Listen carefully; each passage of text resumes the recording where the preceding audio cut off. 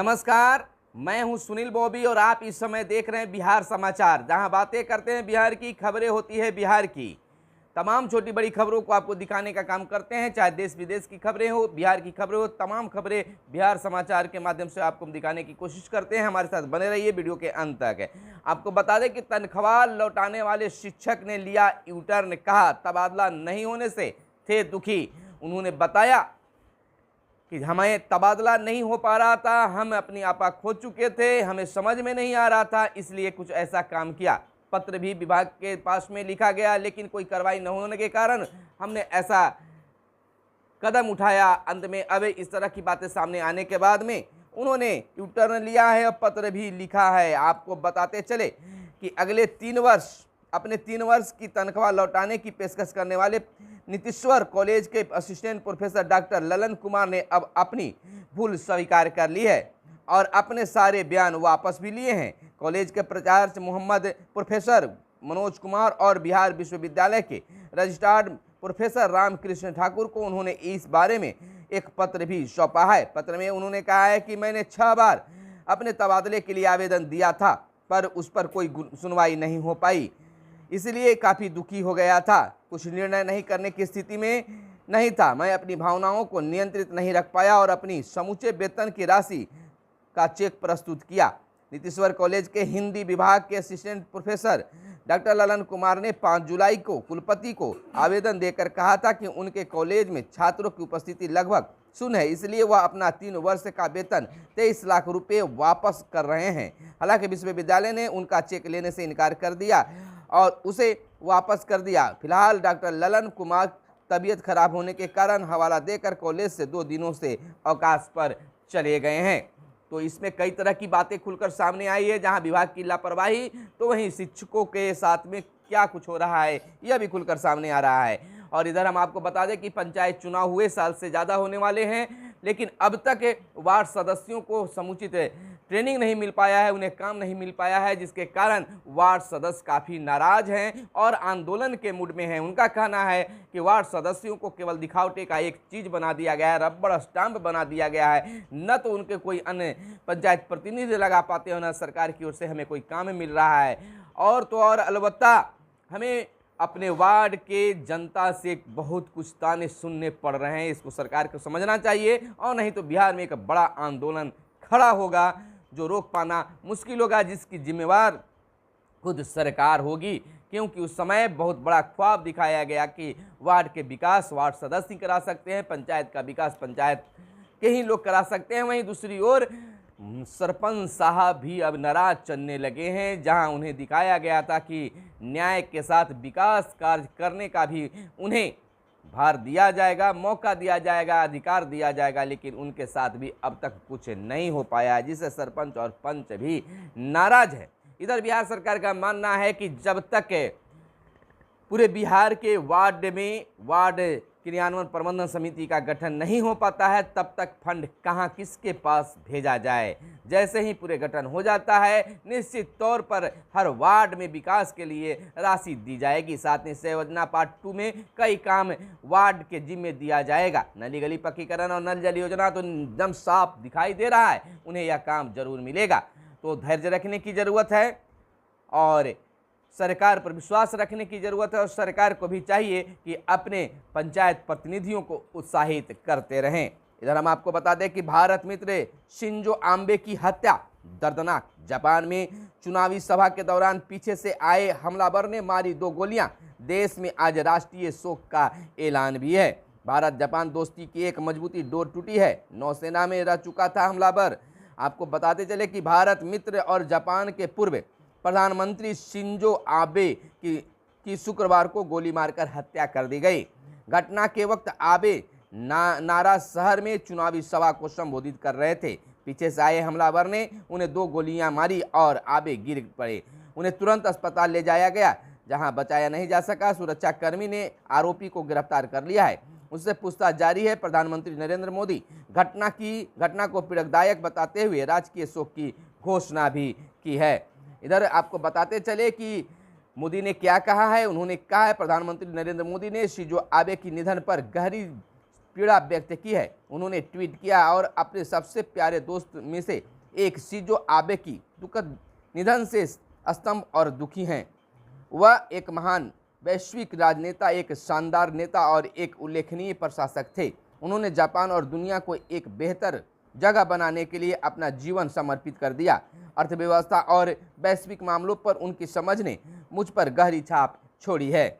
इधर हेमंत के करीबी पर ईडी के छापे और बिना कारण शिक्षकों का वेतन अब नहीं रुकेगा।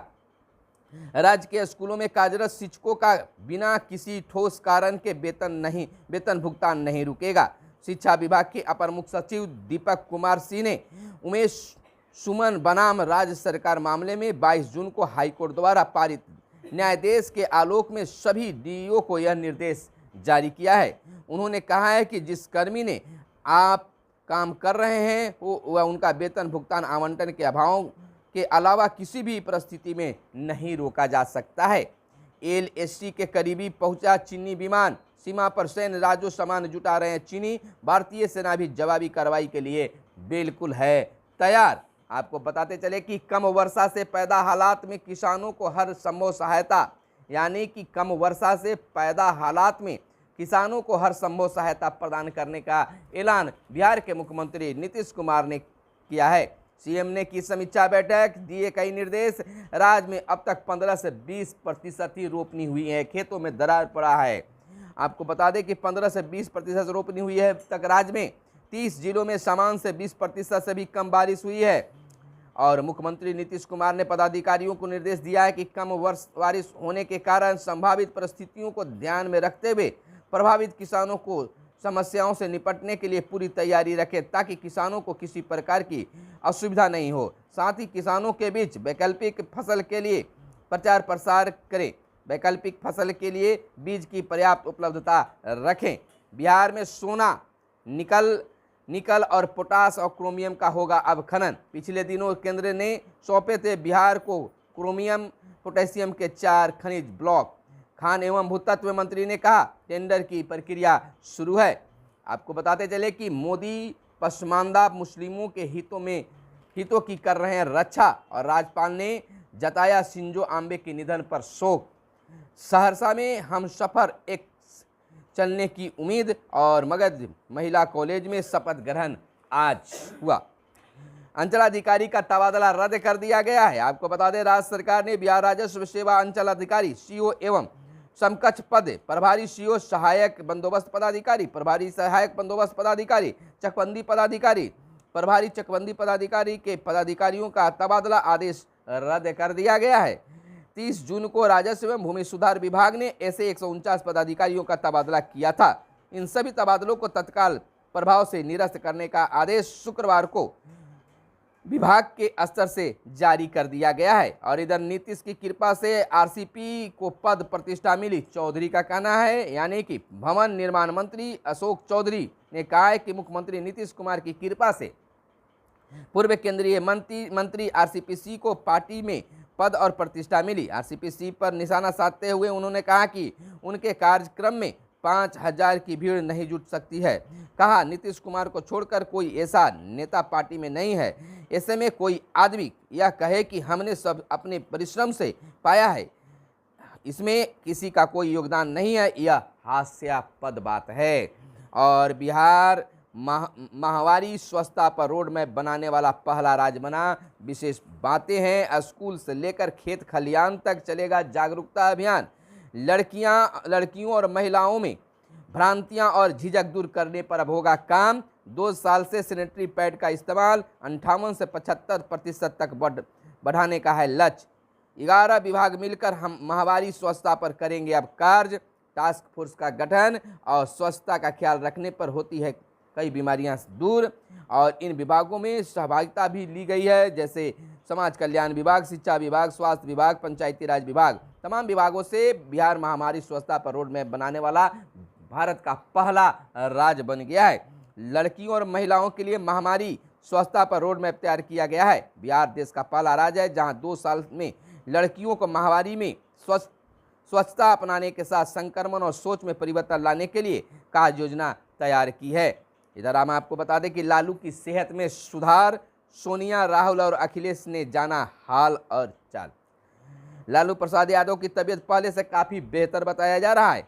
बीते दिन सुबह में कुर्सी पर भी बैठे, परिजनों से बातें की, वे खुद सहारा लेकर उठ पा रहे हैं। लालू दिल्ली एम्स में भर्ती हैं, जहां उनका इलाज चल रहा है। डॉक्टरों का कहना है कि कुछ दिन में वह खुद से चलने और में समर्थ हो जाएंगे।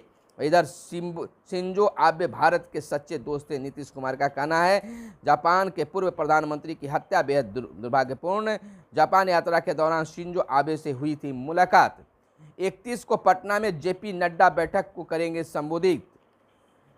31 जुलाई को भाजपा के राष्ट्रीय अध्यक्ष जगत प्रकाश नड्डा बिहार दौरे पर आएंगे। एक दिवसीय दौरे में वे बिहार भाजपा की संगठनिक गतिविधियों की समीक्षा भी करेंगे। और 12वीं का रिजल्ट जारी न होने से जेईई में शामिल होने वाले छात्र परेशान हो रहे हैं। जेईई मेंस की आंसर की हो चुकी है जारी। आपको बता दें 1 से 2 दिनों में जारी होना है रिजल्ट। सीबीएसई टेली काउंसलिंग 10 दिनों में 15,645 छात्रों ने रिजल्ट की जानकारी। केंद्रीय माध्यमिक शिक्षा बोर्ड सीबीएसई में 10वीं और 12वीं का रिजल्ट छात्रों को बेसब्री से इंतजार है। 12वीं का परिणाम लाने से जेईई मेंस देने वाले विद्यार्थी परेशान हो रहे हैं। आपको इधर बताते चले कुछ और खबरें जो हम तमाम लोगों को जानना जरूरी है। संकट की बात करते हैं तो बिहार को 1,500 मेगावाट कम बिजली आपूर्ति। शहरों में 4 से 5 तो गांवों में 8 से 10 घंटे हो रही है बिजली की कटौती। एनटीपीसी की 6 इकाइयां बंद। 1,196 मेगावाट कम बिजली की केंद्रीय कोटा से मिली और 298 मेगावाट कम बिजली निजी कंपनियों को भी मिली है। 2 दर्जन से अधिक ग्रिड लोड शेडिंग पर है। और इधर बता दें कि जुबैर को जमानत पर हिरासत में रहेंगे। जुबैर को जमानत पर रहेंगे हिरासत में। आईटीआई पास छात्रों को अग्निवीर बनने का मौका। 30 से 40 अंक बोनस मिलेगा। सेना की बहाली में 1 व 2 वर्षीय पाठ्यक्रम के आधार पर बोनस मिलने वाला है। केंद्र सरकार की अग्निपथ योजना के तहत औद्योगिक प्रशिक्षण संस्थान उत्तीर्ण छात्र भी अग्निवीर बन सकेंगे। आईटीआई पास आवेदकों को अग्निवीर में विशेष प्राथमिकता मिलेगी। सरकार ने 1 और 2 वर्षीय आईटीआई पाठ्यक्रम के अनुसार छात्रों को अलग अलग बोनस अंक देने का निर्णय लिया है। बोनस अंक के साथ आईटीआई उत्तीर्ण छात्र सेना के तकनीकी प्रभाग में बहाल हो सकेंगे। और इधर खिलाड़ियों को एक ही पोर्टल पर कई सुविधाएं मिल पाएगी। खिलाड़ियों कोच को अपने पुरस्कार और बकाया राशि लेने के लिए राष्ट्रीय महासंघों और दफ्तरों को चक्कर नहीं लगाने पड़ेंगे। एक पोर्टल पर उन्हें यह सारी सुविधा मिलेगी। इधर महिलाओं के बैंक खाते सबसे अधिक निष्क्रिय। ग्लोबल फिनडेक्स डाटाबेस 2021 की रिपोर्ट में यह हुआ है खुलासा। विकासशील देशों में भारत है अव्वल। और कुछ देश विदेश की खबरें जो हम लोगों को जानना बताना जरूरी है। हम आपको बताते चले कि जीवाश्म ईंधन पर निर्भर देशों को हो सकता है अरबों का नुकसान। और भारतीयों से करीब 8 वर्ष ज़्यादा जीते हैं चीन के लोग। यह एक सामने बात आई है खुलकर। और इधर आपको बता दें कि अमरनाथ सैलाब के रास्ते में आए 30 से 40 टेंट और लंगर बह गए। इधर नाले में बही कार, 9 की मौत। उत्तराखंड की बात। और मुंबई के पूर्व पुलिस आयुक्त पर केस। रूस से आपसी हितों को लेकर भारत में द्विपक्षीय वार्ता। और शिंजो आबे की हत्या से दुनिया स्तंभ है। विश्व के तमाम नेताओं ने दुख जताते हुए हमले की कड़ी निंदा और इसको आतंकी कृत्य करार दिया है। कयोटा से काशी का रिश्ता जोड़ा। और भारत ने इन राजनेताओं की हत्या के बारे में भी बातें की है। राजनीतिक व्यक्तिगत जीवन की बातें भी सामने आई है। और इधर हम आपको बता दें कि रोहित की निगाह पर लगातार 4थी सीरीज की जीत। कोहली पर अच्छे प्रदर्शन का बढ़ा दबाव। और लगातार दूसरे साल मिलेगी नई मालिका, विडंबना है। और निखत जरीन को मुक्केबाजी में 4 स्वर्ण मिलेंगे। और सिंधु 3 साल से ताई को नहीं हरा पाई। और भारतीय टीम ने 15 पेनाल्टी कॉर्नर में से 1 को बदला गोल। और नंगे पांव दौड़ खुशबीर ने बनाए कई नए रिकॉर्ड। तो थी कुछ खास हेडलाइंस जो बताना जरूरी था। तो फिर मिलते हैं अगले वीडियो में। तब तक के लिए दीजिए इजाज़त। धन्यवाद। जय हिंद, जय भारत, वंदे मातरम।